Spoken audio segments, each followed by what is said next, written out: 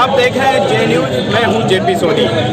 आज हम पटेल मैदान में खड़े हैं जहां कांग्रेस की चुनावी विशाल आम सभा है और इस विशाल आम सभा को कांग्रेस की राष्ट्रीय महासचिव प्रियंका गांधी संबोधित करने वाली है।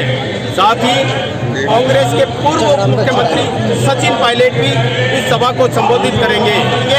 हम अभी मौजूद हैं, यहाँ काफ़ी संख्या में भीड़ मौजूद है और कार्यक्रम को देखने के लिए लोग काफ़ी संख्या में यहाँ आ रहे हैं। आइए हम आपको लेके चलते हैं कार्यक्रम की ओर और सुनते हैं प्रियंका गांधी ने क्या कहा। केकड़ी विधानसभा चुनाव में कांग्रेस प्रत्याशी डॉक्टर रघु शर्मा के समर्थन में आज स्टार प्रचारक के रूप में कांग्रेस की राष्ट्रीय महासचिव प्रियंका गांधी और राजस्थान के पूर्व उप मुख्यमंत्री सचिन पायलट ने विशाल चुनावी आम सभा को संबोधित किया। पटेल मैदान पर आयोजित हुई विशाल आम सभा में केकड़ी विधानसभा क्षेत्र से हजारों की तादाद में कांग्रेस कार्यकर्ता और आमजन मौजूद थे। खचाखच भरे पटेल मैदान में युवाओं में प्रियंका गांधी और सचिन पायलट का जोरदार क्रेज नजर आया। पूरे कार्यक्रम के दौरान प्रियंका गांधी जिंदाबाद, सचिन पायलट जिंदाबाद, रघु शर्मा जिंदाबाद और कांग्रेस पार्टी जिंदाबाद के नारे गूंजते रहे। खासकर युवाओं में सचिन पायलट की दीवानगी साफ नजर आई। पूरे कार्यक्रम के दौरान कई बार सचिन पायलट के समर्थन में नारे लगते रहे। भीड़ का आलम यह रहा कि पूरा पटेल मैदान खचाखच भर गया। पटेल मैदान के बाहर राजपथ पर भी काफी संख्या में लोग खड़े रहकर वहां लगी बड़ी स्क्रीन पर कार्यक्रम देखते नजर आए। पटेल मैदान में पांडाल के दोनों तरफ लोगों ने खड़े रहकर प्रियंका गांधी और सचिन पायलट का भाषण सुना।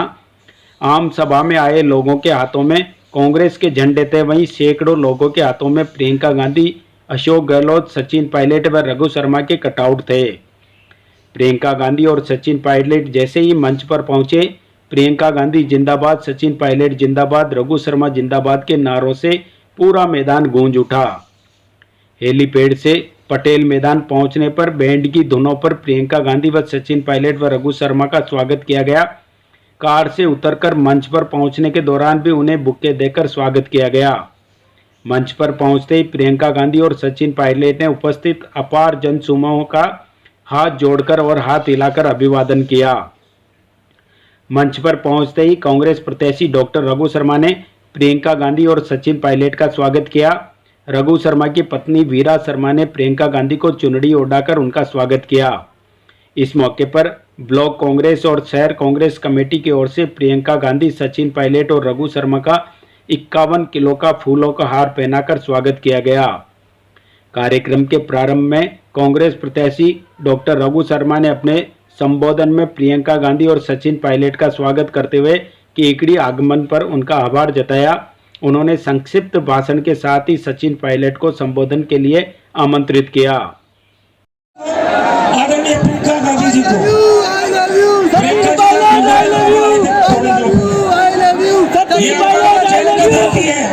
सांप्रदायिक सौहार्द की धरती है, भाईचारे की धरती है। यहाँ हमने प्यार और भाईचारा कायम रखा, इसीलिए आज ये जिला बना है।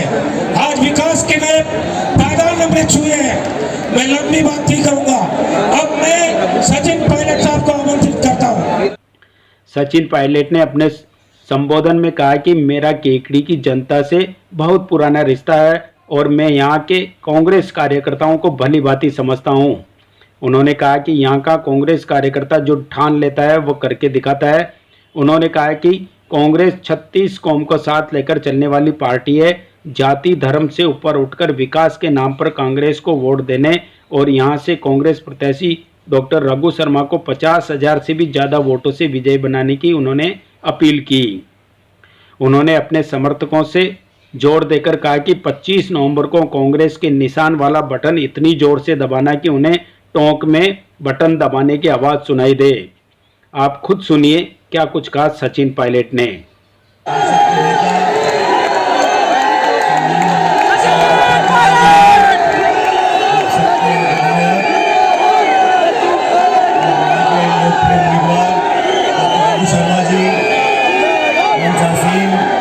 सभी पार्टी के हमारे जिलाध्यक्ष महोदय, प्रधान महोदय, पूर्व प्रधान महोदय और इस चुनावी सभा में मौजूद आदरणीय बुजुर्गों, नौजवान दोस्तों, किसान भाइयों, प्यारे बच्चों, मैं सबसे पहले क्योंकि मेरे ख्याल प्रियंका गांधी जी का केकड़ी में पहली बार आना हुआ है। मैं चाहता हूँ आप सब लोग जोरदार तालियां बजा के प्रियंका जी का स्वागत, जोरदार तालियों से। लगे कि आप स्वागत मन से कर रहे हो। प्रियंका जी का बहुत बहुत स्वागत है। जिंदाबाद केकड़ी जिंदाबाद। अब ये केकड़ी एक जिला बन गया है और ताकत आप लोगों को मिल गई है। और इस चुनावी समर में हम सब आपके बीच में अपनी पार्टी के लिए और रघु जी के लिए वोट मांगने के लिए आए हैं। दोस्तों, आप सब लोग अच्छी तरह जानते हो राजस्थान में 25 तारीख को वोट पड़ेंगे और 25 तारीख को आपको निर्णय करना पड़ेगा अपने 5 साल का भविष्य, हमारे प्रदेश की दिशा और दशा आपको तय करनी है। हमारे नौजवान, हमारे किसान किस हालात में अगला 5 साल काटेंगे, उसका निर्णय आप लोगों को करना है। ये चुनाव बहुत महत्वपूर्ण इसलिए भी है साथियों कि हमने 10 साल में केंद्र की भाजपा की सरकार को देख लिया और आप लोग भी कोई कसर नहीं छोड़ते। जब दे तो छप्पर फाड़ के देते हो। 2 बार आपने भाजपा की पूर्ण बहुमत की सरकार दिल्ली में बना ली। अब 10 साल से वो सरकार दिल्ली में है, इन्होंने कोई कसर नहीं छोड़ी। किसान, नौजवान, महिला, ऐसा नीति निर्माण इन्होंने किया है। हर व्यक्ति, मध्यम वर्ग का व्यक्ति, किसान वर्ग आज परेशान है, दुखी है, पीड़ित है, चिंतित है। इनकी रिपोर्ट कार्ड हमारे सामने है। लेकिन जैसा रघु जी बता रहे थे, जब चुनाव का समय आता है तो यहाँ पे बड़े बड़े नेता आते हैं और लगातार राजस्थान के बाहर के आके यहाँ पे, अभी योगी जी आए थे, उनसे पूछो गैस का सिलेंडर 1100 रुपए का क्यों बिक रहा है? सब्जी, फल, फूल, टमाटर, तेल, चाय पत्ती, तेल सब महंगा क्यों है? तो बोलते हैं हिंदुस्तान पाकिस्तान। हम बोलते हैं फौज में भर्ती खत्म कर दी। हम कहते हैं फौज की भर्ती खत्म कर अग्निवीर चालू कर दिया। नौजवानों के भविष्य खिलवाड़ कर रहे हो। हमारा नौजवान लड़का भर्ती होगा 19-20 साल का, 4 साल की नौकरी और फिर छुट्टी। हम पूछते हैं किसानों के खिलाफ आपने 3 काले कानून क्यों बनाए? तो जवाब आता है मंदिर और मस्जिद। इन सब लोगों को मजहब, धर्म, मंदिर, मस्जिद, हिंदू, मुसलमान, इसके अलावा चौथी बात कोई आती नहीं। हमारी पार्टी, आज आप जानते हो, केकड़ी में, राजस्थान में नरेगा के काम चलते हैं, कहीं कम कहीं ज्यादा। ये नरेगा का कानून किसने बनाया? ये कांग्रेस सरकार ने बनाया, सोनिया जी ने बनाया, मनमोहन सिंह जी ने बनाया। रोजगार का अधिकार दिया, शिक्षा का अधिकार दिया, खाद्य सुरक्षा का अधिकार दिया, सूचना का अधिकार दिया, आदिवासियों को संरक्षण दिया। राजीव गांधी जी ने महिलाओं को, ओबीसी को, SC ST को आरक्षण दिया ग्राम पंचायत के अंदर। ये कानून हमारी सरकार ने बनाए।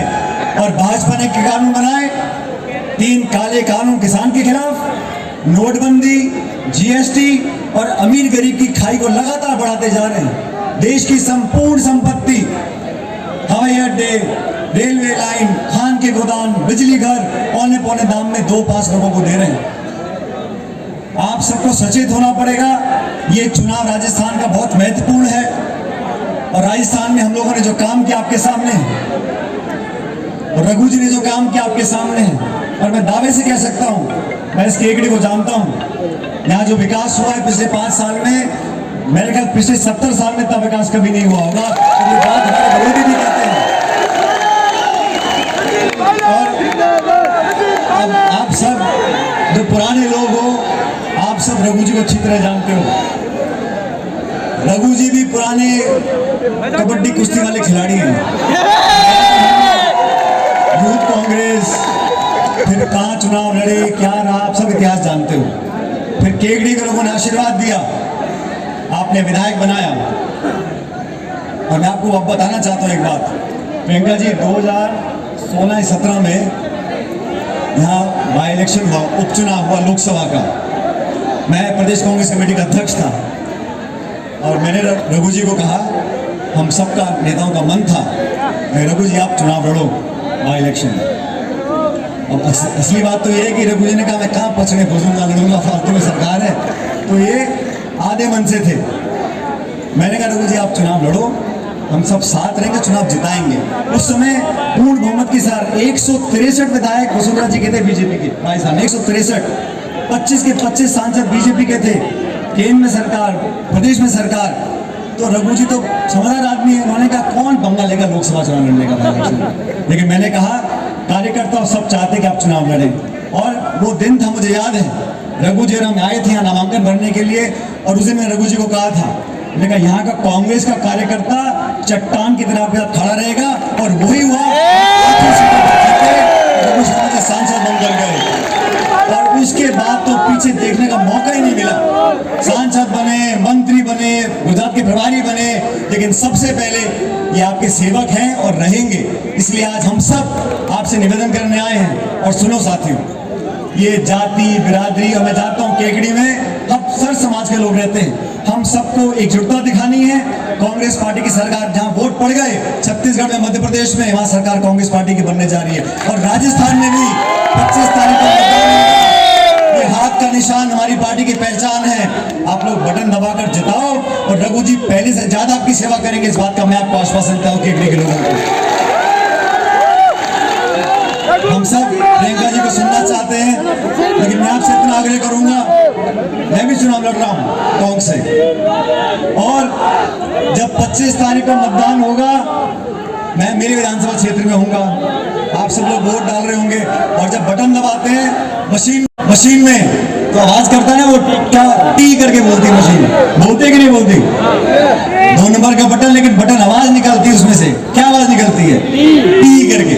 अब ऐसा है, 25 तारीख को पंडित जी का, इस वाले पंडित जी का, रघु शर्मा जी का बटन दबाना, और इतनी जोर से दबाना कि मुझे टोंक में वो टी की आवाज सुनाई पड़े। मैं आप सबसे निवेदन करते हुए कि कांग्रेस पार्टी को जिताना, और सुनो, ये जीत मोटी करनी है, अच्छी खासी जीत होगी, हम सबको ताकत मिलेगी, और हम मिलकर आपके क्षेत्र का विकास करेंगे, सरकार बनाएंगे। मैं एक बार पुनः प्रियंका जी का यहाँ पे स्वागत करता हूँ, और उनका धन्यवाद देता हूँ कि वो समय निकालकर आपके बीच में आई है। और तमाम जनता जो बैठी है, आपका मैं हमेशा कायल रहूंगा। परमपिता परमेश्वर से कामना करता हूँ, आप लोग फलो फूलो हंसो, कि जैसे आज मुस्कुरा रहे हो ऐसे मुस्कुराते रहो, आपकी जोड़ी में खुशियां मिले। बहुत बहुत धन्यवाद। राम राम साहब।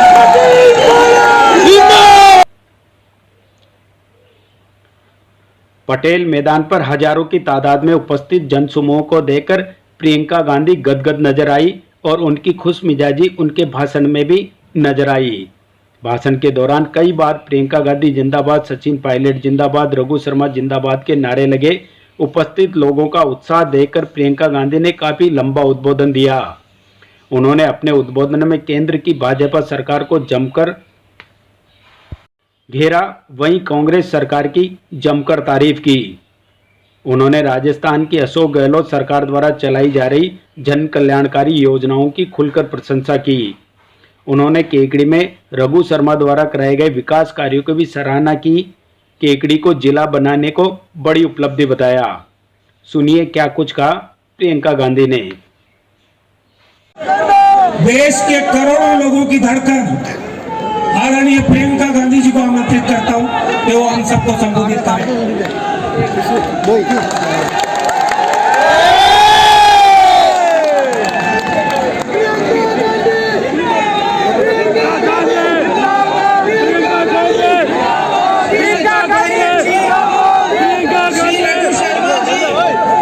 श्री भूपेंद्र सिंह राठौर जी, श्री श्यामलाल बैरवा जी, श्री समरवीर सिंह जी, मंच पर उपस्थित सभी कांग्रेस के नेता पदाधिकारी, मेरे प्यारे कार्यकर्ता भाइयों और बहनों, आप सबका इस सभा में बहुत बहुत स्वागत। मेरी प्यारी बहनों, मेरे प्यारे भाई, आज थोड़ी गर्मी भी है, आपने काफी इंतजार किया और इतने प्रेम से मेरा स्वागत किया, इसके लिए मैं बहुत बहुत आभारी हूँ। आप सबको बहुत बहुत धन्यवाद और इस सभा में आपका भी स्वागत। आपने घड़ी घड़ी राम राम साहब, अच्छे हो, मुस्कुरा रहे हो, खुश लग रहे हो। केकड़ाधीश बालाजी, लोक देवता देवनारायण भगवान जी, लोक देवता बाबा रामदेव जी, भगवान परशुराम जी, भगवान महावीर स्वामी जी, हजरत ख्वाजा फखरुद्दीन चिश्ती जी, वीर तेजा जी महाराज जी, इन सब महान आत्माओं को, भगवानों को, देवताओं को मेरा प्रणाम। देखिए, अभी त्योहार का समय था ना, अभी अभी दिवाली हुई, तो त्योहार के समय हम सब क्या करते हैं? क्या करते हैं त्योहार के समय? सफाई करते हैं, त्योहार के समय घर को साफ करते हैं, अच्छा खाने की चीजें बनाते हैं, मेहमान आते हैं हमारे घर, पूजा पाठ करते हैं हम। तो ये त्योहार का समय उनके समय में हम करते हैं। और जब कटाई का समय होता है तो क्या करते हैं? खेती में जाते हैं, सुबह से शाम तक काम करते हैं, कटाई करते हैं। तो चुनाव का समय आता है तो हम क्या करते हैं? क्या करना चाहिए हमें? सफाई। देखिए, चुनाव का समय होता है तो एक चीज तो आप कर ही रहे हैं, ऐसी सभा में जाते हैं हम और बड़े बड़े नेता आते हैं, अलग अलग पार्टियों की उनकी बातें सुनते हैं, फिर उन बातों का हम अनुमान लगाते हैं कि भाई इन बातों में वजन है कि नहीं है, लगाते हैं कि नहीं।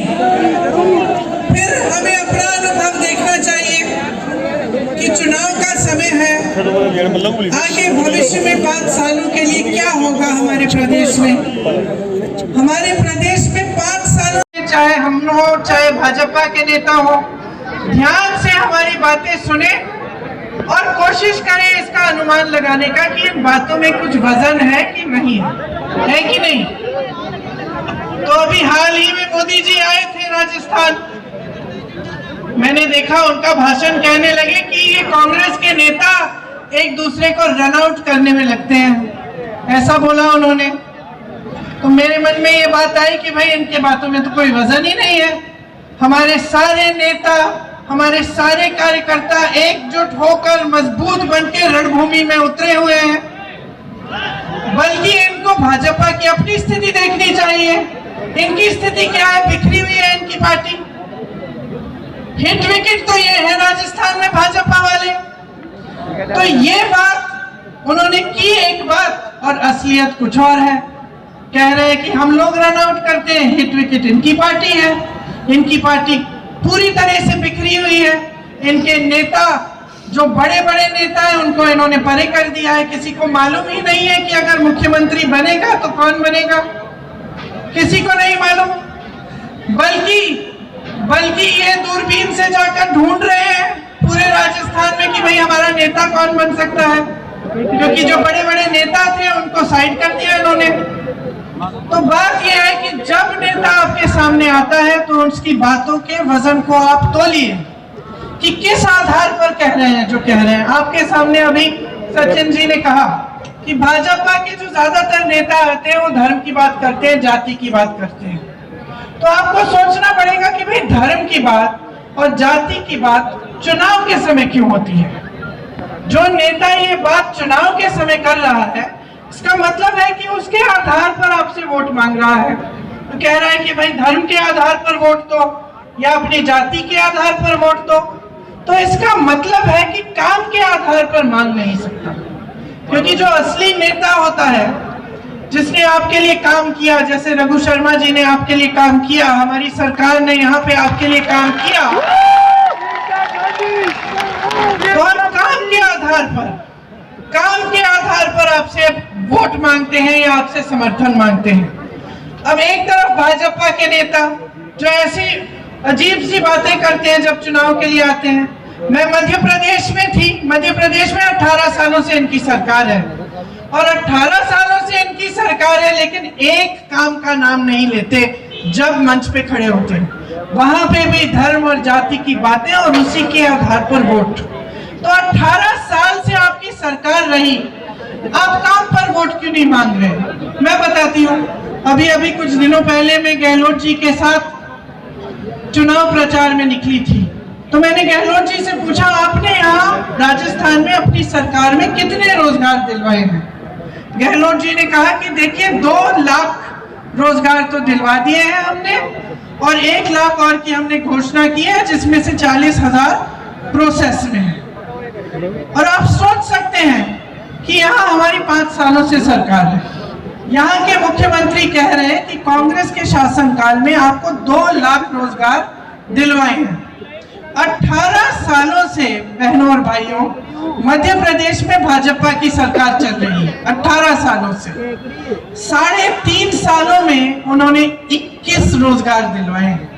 यहाँ 5 सालों में 2 लाख, वहां 3.5 सालों में 21, सिर्फ 21 रोजगार दिलवाए हैं। यहाँ पाठशालाएं खोली हैं, इंग्लिश मीडियम की पाठशालाएं। मैंने पूछा मुख्यमंत्री जी से कि हर जिले में है इंग्लिश मीडियम की पाठशाला? हंसने लगे, कहे हर जिले में क्या, गांव-गांव में खोल रहे हैं हम। वहां मध्य प्रदेश में 18 सालों से इनकी सरकार चल रही है, पाठशालाएं बंद हो रही हैं। 7,000 से ज्यादा स्कूल बंद हो चुके हैं। यहाँ पे केकड़ी में आपके लिए नया जिला बनाया गया, यहाँ पे 400 बेड का अस्पताल बनाया गया। जब कोरोना हुआ तो काफी जान इन चीजों से बची। पिछले 5 सालों में कांग्रेस की सरकार ने जो काम किया, जो आपकी सेवा की, उसी के आधार पर हम आपसे वोट मांगते हैं। इसीलिए यहाँ पे जो आपकी सरकार है, अगर हम देखें तो चाहे हमारी यहाँ की सरकार को देखें, चाहे छत्तीसगढ़ में कांग्रेस की सरकार को देखें, तो किसानों के लिए कितना काम किया है। 15,000 करोड़ का कर्ज माफ हुआ है। आप पूछिए जरा, किसी प्रदेश में भाजपा ने किसान का कर्ज माफ किया है? आपने काले कानून की बात की। जब काले कानून के खिलाफ देश का सारा किसान आंदोलन कर रहा था, तब ये क्या कर रहे थे? इनके मंत्री के बेटे किसानों को अपनी जीप के पहियों के नीचे कुचल रहे थे उत्तर प्रदेश में, और वही मंत्री इनके साथ मंच पे बैठा रहता था। जब वो काले कानून आए, तब किसान की कोई सुनवाई हुई? 1 साल होने वाला था, किसान सड़क पे बैठा रहा। सैकड़ों किसान शहीद हुए। पानी नहीं था, बिजली भी नहीं थी, उस समय सड़क पे ही बैठे थे, लेकिन उनकी सुनवाई नहीं हुई। सुनवाई तब हुई, काले कानून वापस तब लिए गए भाजपा द्वारा, जब 2 महीनों में उत्तर प्रदेश का विधानसभा का चुनाव आ रहा था। चुनाव आने तक कोई सुनवाई नहीं हुई। हम जब कहते हैं प्रदेशों में कि हम कर्ज माफ करेंगे किसानों के, तो मालूम है ये लोग क्या कहते हैं? क्या कहते हैं? कहते पैसे नहीं है इन चीजों को करने के लिए। जिस समय किसानों का आंदोलन चल रहा था, उस समय उत्तर प्रदेश के किसान का 15,000 करोड़ का बकाया था, गन्ने का बकाया। गन्ने का 15,000 करोड़ का बकाया था। उसके थोड़े ही बाद मोदी जी की सरकार ने कहा कि हम 20,000 करोड़ रुपए खर्चेंगे, दिल्ली का जो संसद भवन है उसको सुंदर बनाना है। तो हम उस समय पूछ रहे थे कि ये जो 15,000 करोड़ का जो बकाया है गन्ने का, ये क्यों नहीं दे रहे हो? कह रहे थे हमारे पास पैसा नहीं है। किसानों के कर्ज को माफ करने के लिए पैसा नहीं था, लेकिन संसद को, जो 70 साल से अच्छा खासा चले आ रहा था संसद भवन, उसको सुंदर करने के लिए आपके पास 20,000 करोड़ है। क्यों? क्योंकि उसको करने से आपका मान सम्मान बढ़ रहा है और किसानों की कोई परवाह ही नहीं है। आपको 2000 यूनिट यहाँ पे आपको बिजली की फ्री में मिली है, सिंचाई का बिल माफ हुआ है। यहाँ हमारा पशु की जो समस्या थी, उसके लिए आपकी मदद के लिए सरकार ने सोचा कि किस तरह से मदद कर सकते हैं, तो 67 लाख मीटर की तारबंदी की। छत्तीसगढ़ में हमारी सरकार है, यही समस्या वहां थी, तो सरकार ने गोबर खरीदना शुरू किया, क्योंकि ये सोच थी कि अगर हम गोबर खरीदना शुरू करें तो लोग इस जानवरों को अपने घर में रख लेंगे, पाल लेंगे, क्योंकि उससे कमा लेंगे। तो बहुत उनकी सुविधा हुई। जो आवारा पशु घूम रहा था उसको लोगों ने रख लिया घर में, और सरकार ने गोबर खरीदी, गोबर का गोबर गैस बनाया, अन्य चीजें की, तो सबका फायदा हो गया। इसी तरह से हमारी सरकार यहाँ कह रही है कि हमारी सरकार दोबारा बनेगी तो हम भी गोबर खरीदना शुरू करेंगे यहाँ पे, ताकि राजस्थान में भी ये समस्या हल हो सके। और ये लंपी की जो बीमारी आई थी, इस समय भी 40,000 प्रति गाय का मुआवजा मिला था आपको। अन्य जगह जहाँ इनके प्रदेश हैं वहाँ पे इस तरह के काम नहीं होते। हम खुद देखते आ रहे हैं, इसलिए मैं कहती हूँ बातों का वजन समझो। ये जब कहते हैं कि आपके लिए करेंगे, इनसे पूछिए ना किया क्या है। मध्य प्रदेश में 18 सालों से सरकार चली आ रही है, वहाँ पे स्कूल बंद हो गए हैं, वहाँ पे आवारा पशु की समस्या इतनी खराब हो गई है कि पूरी रात पूरे दिन पहरेदारी करनी पड़ती है खेतों की किसानों को। किसी ने सुनवाई ही नहीं की, किसी तरफ से इनकी सुनवाई नहीं है। इनकी जो है सोच जो है ना भाजपा की सरकारों की, आपको समझना पड़ेगा। आज इनकी सोच, इनकी जो विचारधारा है, ये इसके दो पहलू हैं। सबसे पहले तो ये है कि जो गरीब है, जो मिडिल क्लास है, उसके लिए कोई सोच नहीं है। आपसे सींचना और आपसे खींचना और बड़े बड़े उद्योगपतियों को सींचना, ये उनकी नीति है। अब कैसे मालूम पड़ता है? कैसे मालूम पड़ता है? आपके कर्ज माफ करने के लिए कहते हैं कि पैसे नहीं है। बड़े बड़े उद्योगपतियों के इन्होंने हजारों करोड़ माफ किए हैं। आज इनके राज में मेरे ख्याल से देश के इतिहास में कभी ऐसा नहीं हुआ होगा कि देश का किसान 27 रुपए प्रतिदिन कमाता है और अडानी जी एक इंसान, एक अडानी 16,000 करोड़ रुपए एक दिन में कमा रहा है। सोचिए ये पैसे आ कहां से रहे हैं? देश की सारी संपत्ति इनको दी जा रही है, सारे हवाई अड्डे, सारे बंदरगाह, बड़ी बड़ी कंपनियां जिससे आपको रोजगार मिलते थे, ये सारा इनके बड़े बड़े उद्योगपति मित्रों को मिल रहा है। यहाँ सरकारी कर्मचारी रो रहा है, कह रहा है भाई पुरानी पेंशन दे दो हमें वापस। 20 साल से हम मेहनत करते हैं, 20 सालों के लिए हर महीने आप हमारा पैसा काटते हैं पेंशन के लिए। हमारी मेहनत, हमारी कमाई आप हर महीने काटते हैं। 20 सालों के बाद हमें सुरक्षा चाहिए। जैसे पहले हमें पेंशन के पैसे हमें दिए जाते थे, उसी तरह से दीजिए। ये लोग क्या कर रहे हैं? पेंशन के पैसे इकट्ठे करके उनका निवेश कर देते हैं। अब सरकारी कर्मचारी कह रहा है कि भाई ये मेरे पैसे हैं, मेरी 20 साल की कमाई है जो आपने हर महीने काटी, आप इसका निवेश कहीं गलत जगह कर लिए और ये पैसे आप गवा दें तो मेरा क्या होगा? मेरी कमाई का क्या होगा? सरकारी कर्मचारियों का की कोई सुनवाई नहीं है। इनके हर प्रदेश में नई पेंशन स्कीम चल रही है, कांग्रेस के हर प्रदेश में पुरानी पेंशन स्कीम चल रही है। राजस्थान में है, हिमाचल में है, छत्तीसगढ़ में है, हर जगह, कर्नाटका में हर जगह पुरानी पेंशन की स्कीम। हम नहीं कह रहे कि पैसे नहीं है, हम कह रहे हैं हम पैसे ढूंढ के निकालेंगे। इसके लिए हम कह रहे हैं हमें कर्ज माफ करना है, हम पैसे ढूंढ के निकालेंगे। अब इनकी सोच देखिए, मेरी बहनें बैठी हुई हैं, महिलाओं के लिए यहाँ पे आपकी सरकार ने बहुत किया है। सबसे पहले तो आपके लिए महंगाई की राहत कैंप बनाए। अब सोचिए कि ये नौबत आ गई है कि केंद्र सरकार इतनी महंगाई बढ़ा रही है कि प्रदेश की सरकार को राहत के कैंप लगवाने पड़ रहे हैं। सिलेंडर आपको 500 में मिल रहा है। 1 करोड़ लोगों को बिजली की बिल जो शून्य हो गई, इंदिरा रसोई बनाई गई, 8 रुपए में आपको भरपेट भोजन मिलता है। 40 लाख मोबाइल दिए गए महिलाओं को, छात्राओं को स्कूटी देने का काम शुरू, निःशुल्क शिक्षा महिलाओं के लिए, सरकारी बसों में आधा किराया, सरकारी नौकरियों में 30% आरक्षण, 10वीं पास होने पर 10,000 रुपए, 12वीं पास होने पर 20,000 रुपए। अब हम इसकी तुलना करते हैं भाजपा के प्रदेश से, मध्य प्रदेश से। 18 सालों के लिए महिलाओं के लिए कुछ नहीं किया। 18 सालों के लिए कुछ नहीं किया। चुनाव आ रहा है, 2 महीनों पहले इन्होंने महिलाओं को कहा कि अपने खाते खोलो, हम आपके खातों में पैसे डालेंगे। 2 महीने पहले। 18 साल से इनकी सरकार चल रही थी, 18 सालों से महिला की कोई सुनवाई नहीं थी।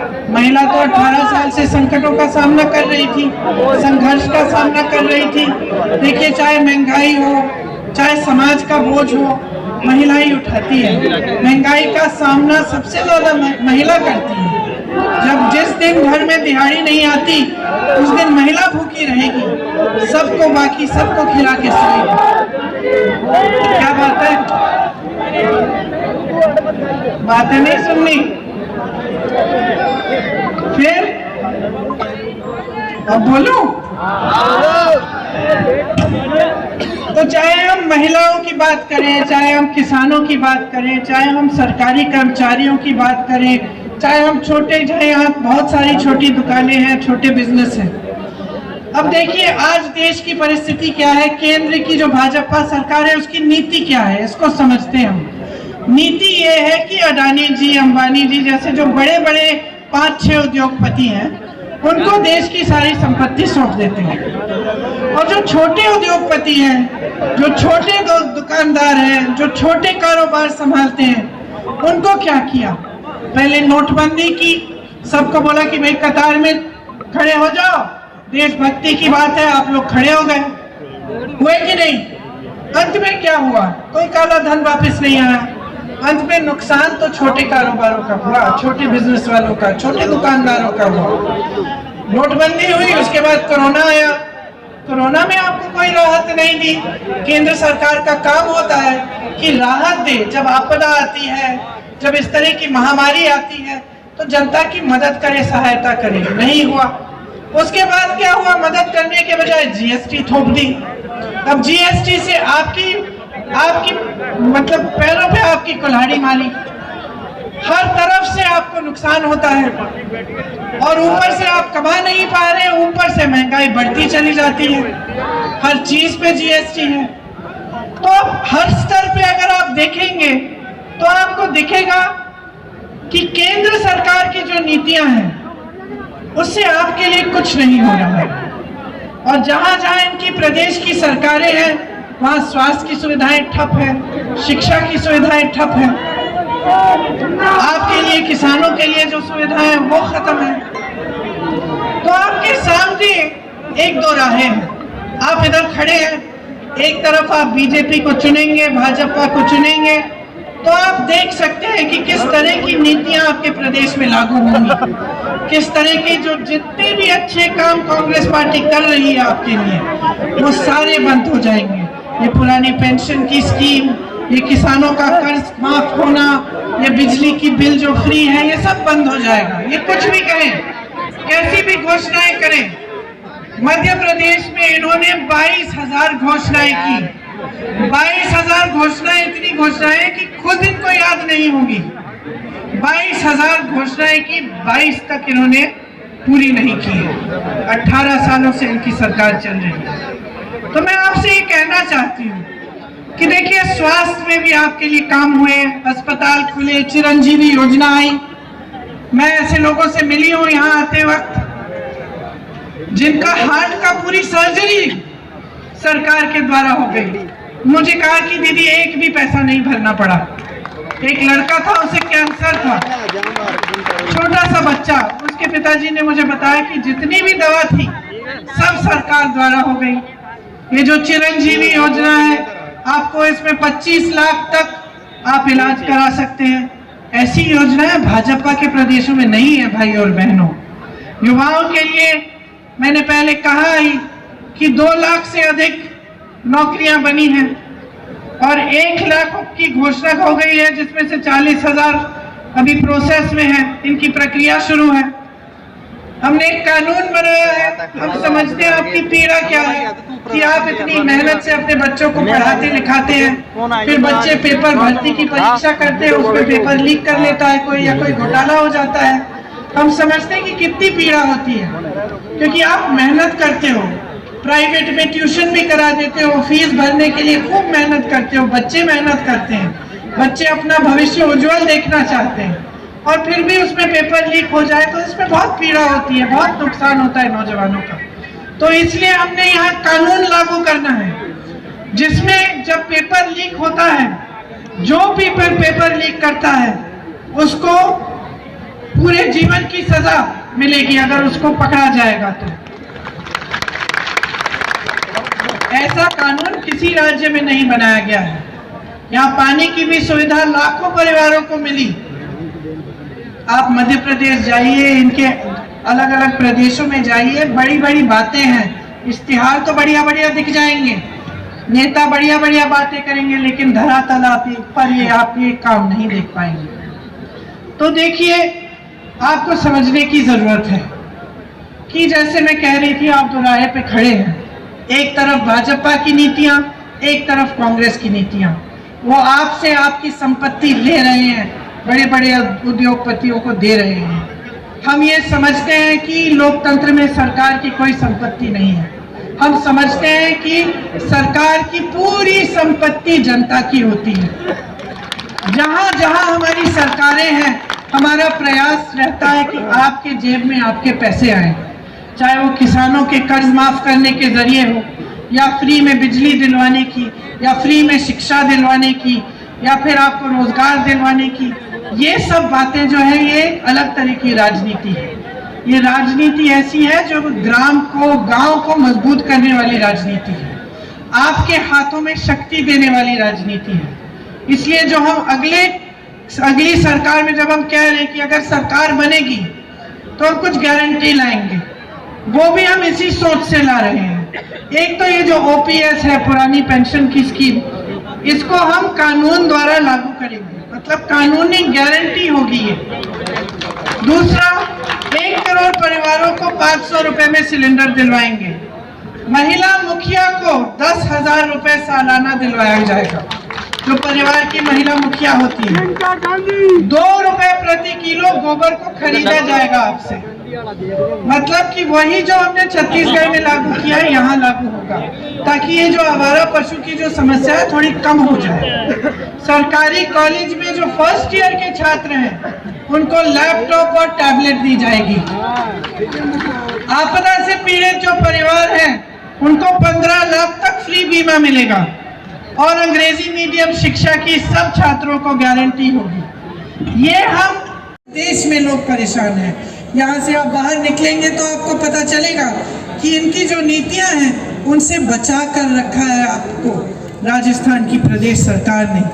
महंगाई और बेरोजगारी का सामना करने के लिए आपको मजबूत बनाने का प्रयास किया है, और ये प्रयास बंद नहीं होगा। आपको अच्छी तरह समझना चाहिए कि जब ये सिलेंडर की बात करते हैं, सिलेंडर का दाम कौन तय करता है? प्रदेश की सरकार नहीं तय करती। सिलेंडर का दाम केंद्र की सरकार, मतलब भाजपा की मोदी जी की सरकार तय करती है। पेट्रोल डीजल का दाम कौन तय करता है? गहलोत जी की सरकार नहीं तय करती, ये मोदी जी की सरकार, भाजपा की जो है दिल्ली में, ये तय करते हैं। जीएसटी का पैसा कहाँ जाता है? ये प्रदेश की सरकार में नहीं जाता, जीएसटी का पैसा केंद्र सरकार को जाता है। तो ये सारे काम केंद्र सरकार के हैं। इनकी जिम्मेदारी थी कि पेट्रोल डीजल के दाम कम करें, इनकी जिम्मेदारी थी कि महंगाई पे रोक लगाएं, इनकी जिम्मेदारी थी कि ये जो सिलेंडर के बढ़ते जो हुए दाम हैं, इनको रोकें। इन्होंने नहीं किया। आपको इससे बचाने के लिए यहाँ महंगाई के राहत कैंप लगवाए गए, सिलेंडर का दाम कम किया गया, किसानों को राहत दी, कर्ज माफ किए। ये सब आपको बचाने के लिए इनकी नीतियों से किया गया। इसीलिए आपको अच्छी तरह से समझना पड़ेगा कि आज जो परिस्थितियां हैं, वो आप बदलना चाहते हैं, आप आगे बढ़ना चाहते हैं, या आप इन परिस्थितियों को ऐसे रखना चाहते हैं कि आपको राहत मिलते जाए, आपकी सहायता होती जाए। आज अगर आप सरकार बदलेंगे और आप भाजपा की सरकार लाएंगे, तो आपका बहुत नुकसान होने वाला है। क्योंकि 10 सालों में अगर आप समझदारी से और विवेक से देख रहे हैं, तो आप ये देख रहे हैं कि देश का जो अमीर है, वो अमीर होता चले जा रहा है, देश का गरीब पिसता चले जा रहा है। किसान इतना परेशान है कि खेती में कमाई ही नहीं रही। तो जो परिस्थितियां आपके प्रदेश में हैं, उनका सामना करने के लिए आपकी प्रदेश सरकार आपकी बहुत सहायता कर रही है। जो परिस्थितियां महंगाई की वजह से, बेरोजगारी की वजह से देश भर में लोग देख रहे हैं, वो आप अपने प्रदेश में नहीं चाहते। आप अपने प्रदेश में विकास चाहते हैं, तरक्की चाहते हैं, आपने देखा है कि किस तरह से अगर एक अच्छी सरकार हो जिसकी सही नीयत हो तो आपके लिए ऐसी तमाम योजनाएं परियोजनाएं बनती हैं जिनसे आपकी सुविधा होती है। तो ध्यान से समझ लीजिए, आज जो राजस्थान में हो रहा है उसको रोकिए मत। आज जो काम चल रहा है उसको रोकिए मत। आज जो आपको सुविधाएं मिल रही हैं उन्हें रोकिए मत। अगर आप भाजपा में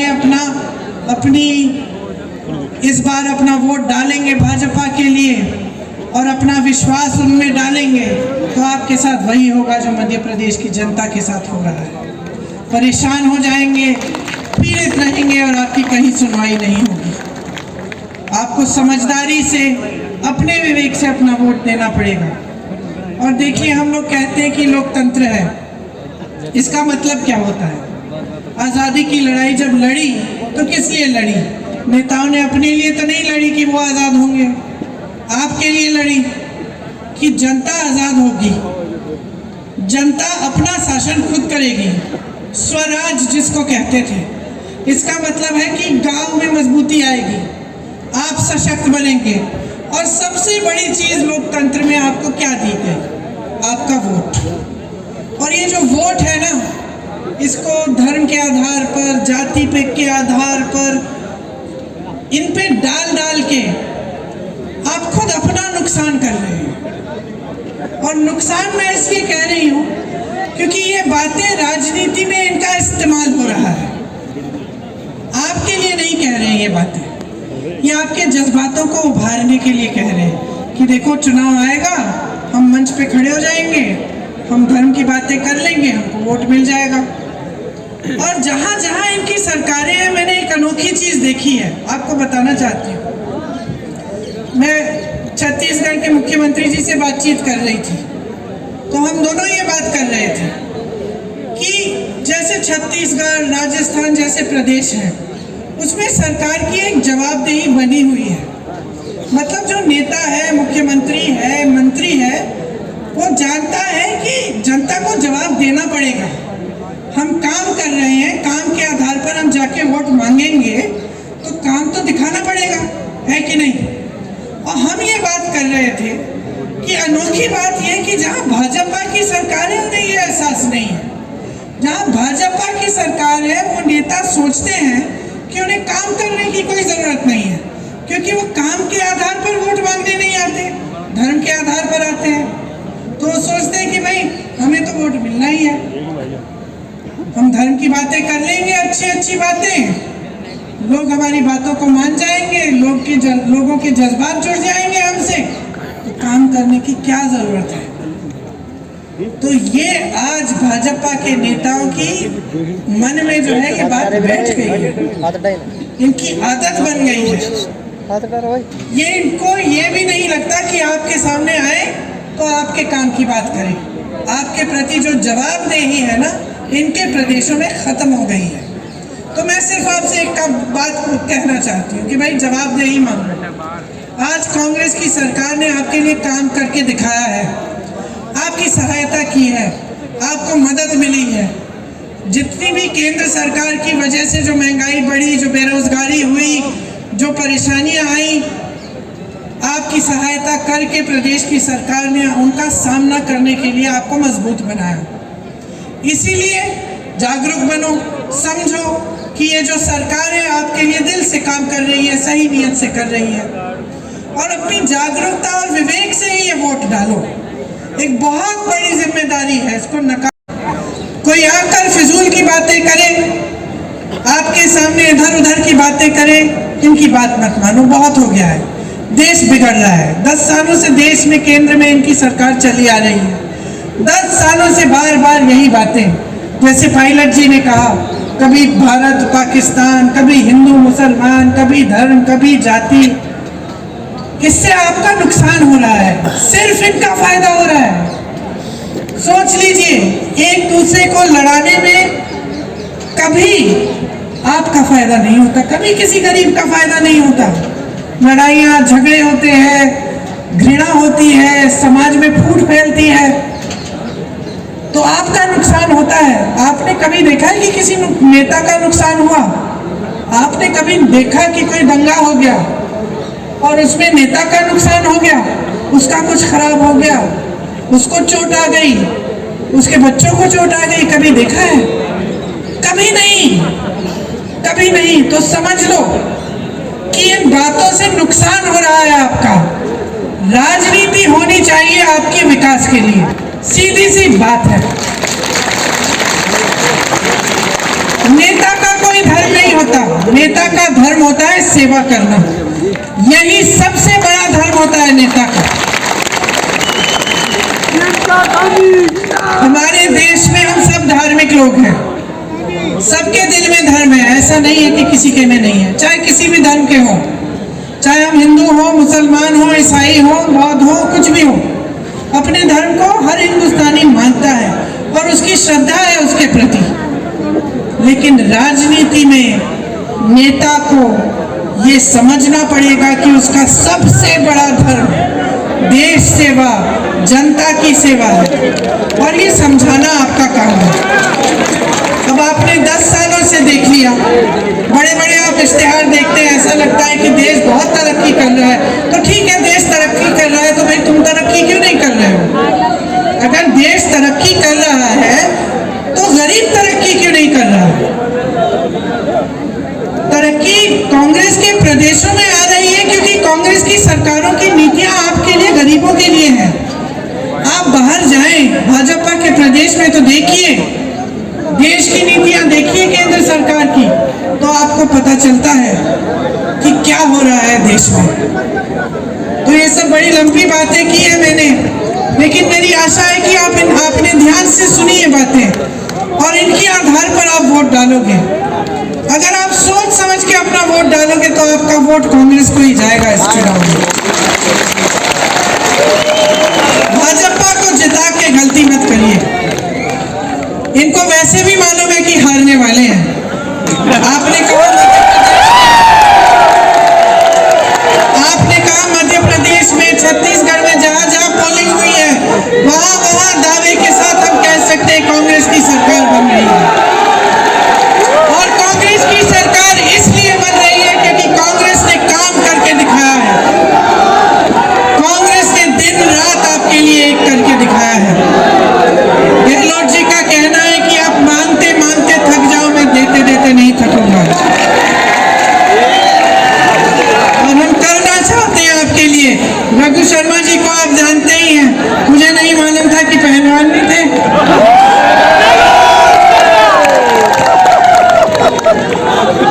तो इनको भारी बहुमत से जिताओ, आपके लिए लड़ेंगे। करके दिखाएंगे। आप सबको बहुत धन्यवाद, ध्यान से आपने मेरी बात को सुना। जय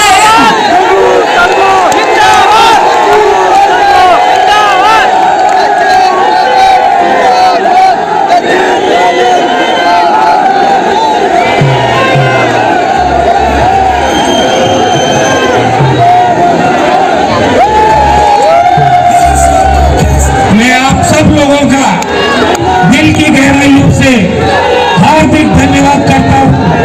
आप सब लोगों ने हमारी नेता की बात ध्यान से सुनी है और 25 तारीख को आपका फैसला कांग्रेस पार्टी के पक्ष में होने जा रहा है। इस मौके पर वीरा शर्मा, पीसीसी सदस्य सागर शर्मा, पूर्व ब्लॉक कांग्रेस अध्यक्ष शैलेंद्र सिंह सक्तावत, केकड़ी ब्लॉक कांग्रेस अध्यक्ष समरवीर सिंह सक्तावत, सरवाड़ ब्लॉक कांग्रेस अध्यक्ष श्यामलाल बेरवा, कांग्रेस नेता राजेंद्र भट्ट, केकड़ी नगर कांग्रेस अध्यक्ष हेमंत जैन, नगर परिषद सभापति कमलेश साहू, सरवाड़ नगर पालिका अध्यक्ष छगन कंवर राठौड़, सावर नगर पालिका अध्यक्ष विश्वजीत सिंह सक्तावत, कांग्रेस जिला अध्यक्ष भूपेंद्र सिंह राठौड़, कांग्रेस नेता मोहम्मद सईद नकवी, नगर परिषद की उपाध्यक्ष संपत देवी झारोटिया, भेड़ ऊन विकास बोर्ड के पूर्व अध्यक्ष केसरलाल चौधरी, पूर्व उप प्रधान छोटू राम गुजराल, ओम प्रकाश कासोटिया, महिला ब्लॉक कांग्रेस अध्यक्ष मंजू बज, पूर्व प्रधान जसराज चौधरी, पूर्व सीआर शक्ति प्रताप सिंह पीपरोली, एनएसयूआई के राष्ट्रीय संयोजक पारस गुर्जर, कवि लोकेश चारण, पूर्व सरपंच संघ अध्यक्ष धर्मीचंद न्याती, युवा नेता धनेश जैन सहित सरवाड़ व सावर के कांग्रेस अध्यक्ष मंचासीन थे। कार्यक्रम का संचालन जिला कांग्रेस महासचिव रतन पवार ने किया। प्रियंका गांधी व सचिन पायलट के आने से पूर्व मंचासीन वक्ताओं ने आम सभा को संबोधित किया। पटेल मैदान पर आयोजित हुई सभा को हाईटेक तरीके से सजाया संवारा गया था। वहीं पटेल मैदान के बाहरी इलाकों सहित मैदान के भीतरी इलाकों में सोनिया गांधी, राहुल गांधी, अशोक गहलोत, सचिन पायलट और रघु शर्मा के बड़े बड़े कटआउट लगाए गए। वहीं कांग्रेस व एनएसयूआई के झंडों से पूरा पटेल मैदान हटा नजर आया। पटेल मैदान के बाहर कलाकारों ने नुक्कड़ नाटक के माध्यम से विकास कार्यों का बखान किया। वहीं गहलोत सरकार की योजनाएं बताई।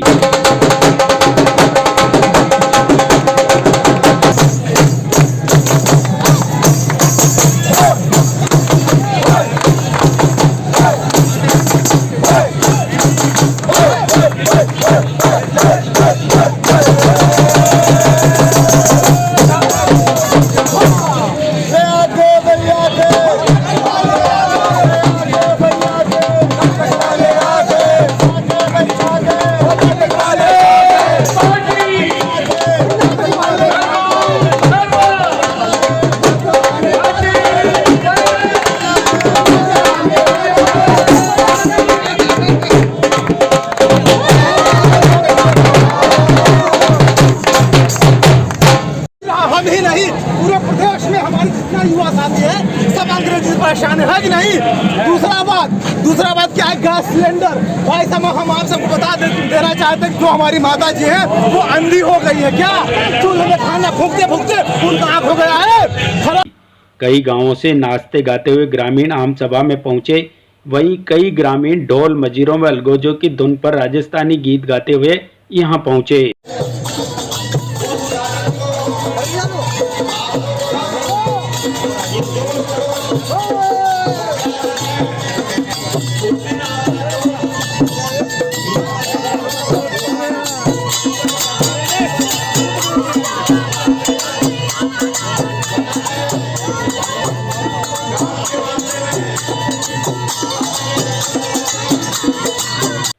इससे पूर्व अजमेर रोड पर राजकीय महाविद्यालय परिसर में बनाए गए अस्थायी हेलीपैड पर सबसे पहले सचिन पायलट के हेलीकॉप्टर ने लैंड किया। पायलट के यहां पहुंचने पर कांग्रेस प्रत्याशी डॉक्टर रघु शर्मा ने उनका स्वागत किया। उसके थोड़ी देर बाद प्रियंका गांधी भी हेलीकॉप्टर से यहां पहुंची। प्रियंका गांधी के पहली बार केकड़ी आगमन पर सचिन पायलट व रघु शर्मा ने उनका स्वागत अभिनंदन किया। उसके बाद कारों के काफिले से सभी लोग राजकीय महाविद्यालय से रवाना होकर रोड शो के माध्यम से पटेल मैदान पहुंचे। इस दौरान जगह जगह लोगों ने पुष्प वर्षा कर उनका स्वागत किया। प्रियंका गांधी और सचिन पायलट के स्वागत में पूरे अजमेर रोड को दुल्हन की तरह सजाया गया। पूरे रास्ते डिवाइडर पर झंडियां लगाई गई थी। वहीं बिजली के खंभों पर बड़े बड़े कटआउट लगाए गए। रोड शो के दौरान 100 से भी अधिक जेसीबी मशीनों से प्रियंका गांधी और सचिन पायलट पर पुष्प वर्षा की गई।